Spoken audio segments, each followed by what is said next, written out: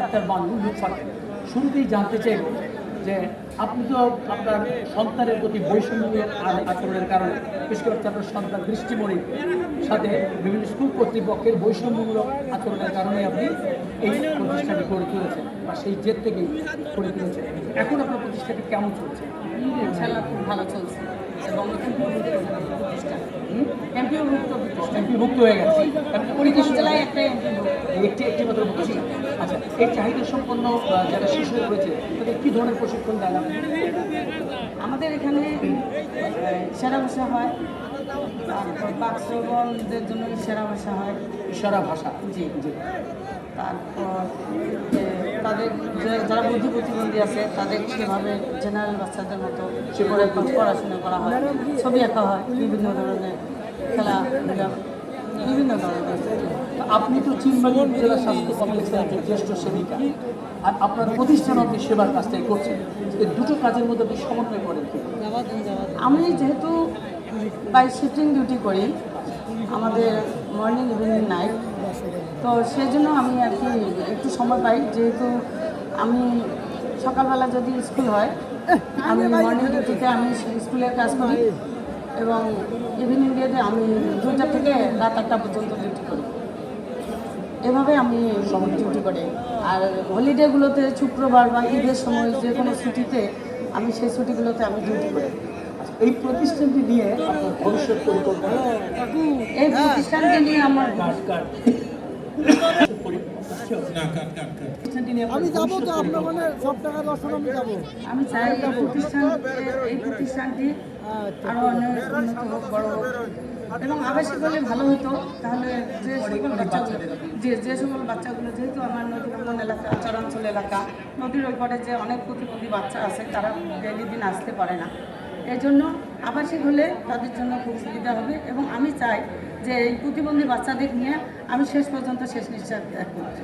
এবং যদি আপনি আবাসিক করতে পারেন তাহলে অনেকেই এখানে লেখাপড়া করতে পারেন। জি,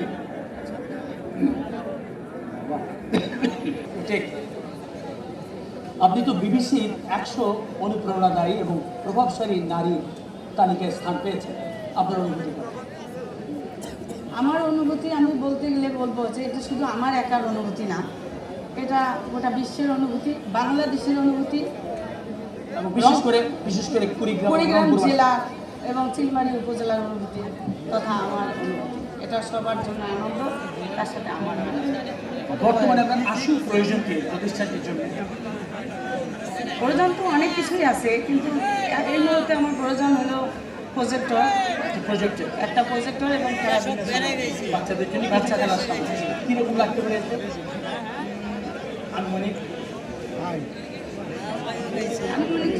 আমি ঠিক বলতে পারবো না।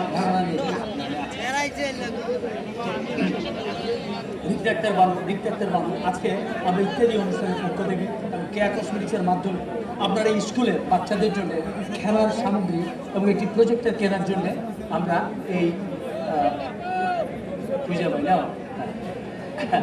আমরা এই 2 লক্ষ টাকার চেকটি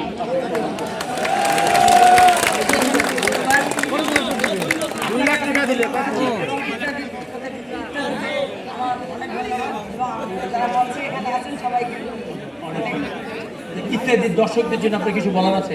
আমি দর্শকদের কাছে একটাই অনুরোধ করব, প্রতিবন্ধীরা আমাদেরই স্বজন, এদের সহানুভূতি নয় সহযোগিতা। যেহেতু প্রতিবন্ধী একটা বৈষম্য শিকার, সেহেতু আমি বলবো যে আপনারা সবাই কেউ প্রতিবন্ধীকে বৈষম্যতা রাখবেন না, আপনারা বৈষম্যতা দূর করে সাম্যতায় ফিরিয়ে আনবেন, এটাই আমার সবার কাছে অনুরোধ।